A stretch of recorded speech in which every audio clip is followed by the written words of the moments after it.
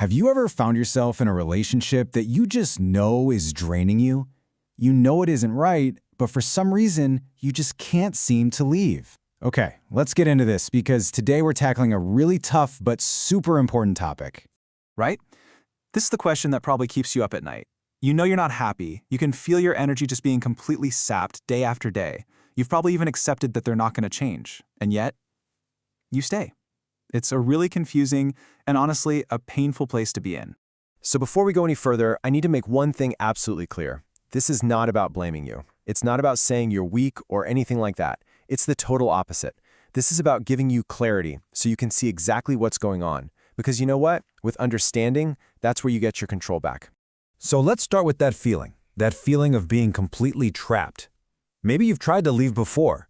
You've promised yourself, okay, this is the last time. But something always pulls you back in. So, what is that something? Well, the real reason you're stuck probably isn't what you think it is. It's not that your love is just so powerful or that you're holding out hope that things will magically get better. And it's not even just about their manipulation. The truth is, the answer isn't about them at all. It's about you. This relationship has probably woken up something deep inside, old patterns, needs that were never met, and that deep, deep fear of being on your own. Now, to really get this, we have to go back. I mean, way back. From the time we're kids, our brains are basically programmed to understand what love and connection are supposed to feel like. These first experiences create a kind of emotional blueprint that we end up carrying with us into all of our adult relationships. And here's where it gets really interesting. Look at the difference here.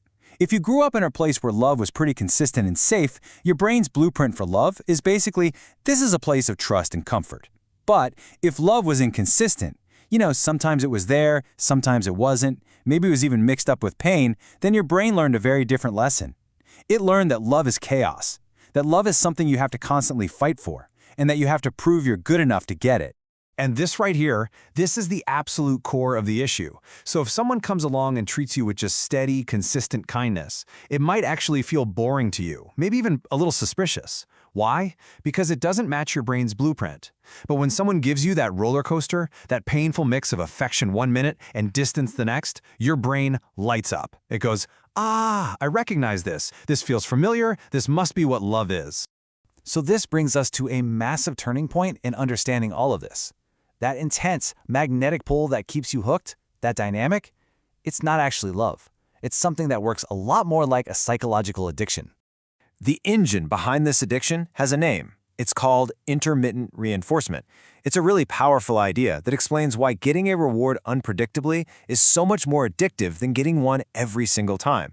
It basically gets us hooked on the hope of that next good moment. So, the psychologist B.F. Skinner did this famous experiment. First, he put a rat in a box with a lever. Every time the rat pressed the lever, it got a little food pellet. And you know what? It eventually got kind of bored and lost interest. But then, he changed the rules. He made the food come out totally randomly. Sometimes it would, sometimes it wouldn't. And guess what happened?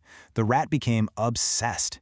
It would just press that lever over and over and over, totally driven by the hope that maybe this time it would get that reward.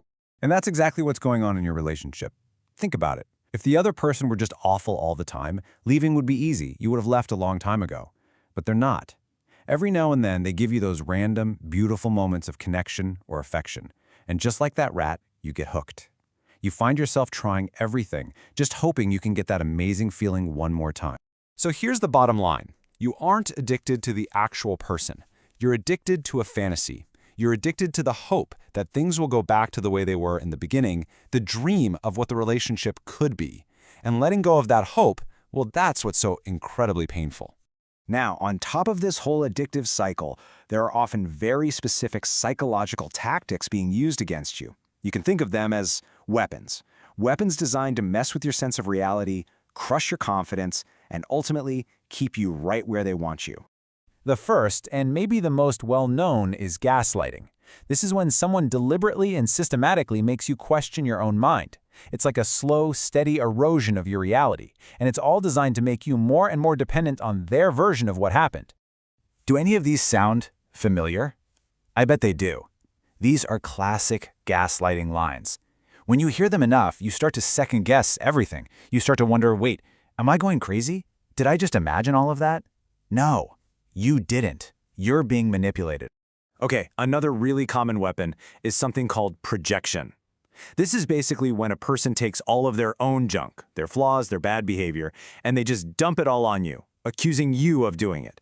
It's an amazing trick to deflect all blame and make you feel like you're the one who's always messing up.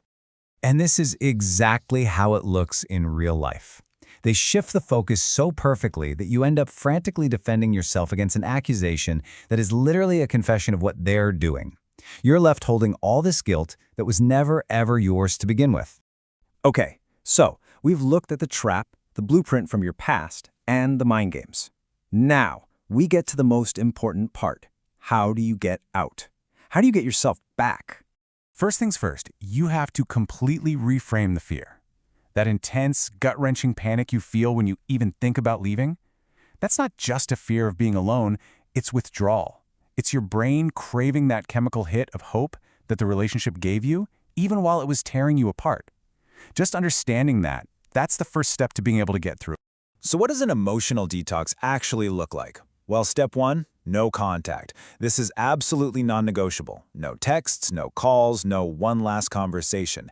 Every single interaction is like taking another hit of the drug. Step 2, when that awful pain hits, and it will, you have to name it. Say to yourself, this is withdrawal. This is a symptom. It doesn't mean you made a mistake. Step 3, write it all down. Make a list of every single hurtful thing that happened. Because when your brain tries to trick you into only remembering the good stuff, you pull out that list and you read it.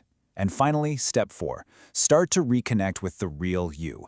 Who were you before all this? What did you love to do? Start doing that again. And this, right here, is the ultimate truth you have to hold on to.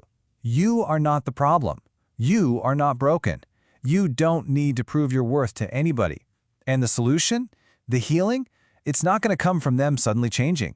It's going to come from you choosing yourself. So now you have the playbook. You understand the psychological game that's been going on, the power, the control. It's starting to shift back to you. So the only real question left is the one you see right here. What's your next move going to be?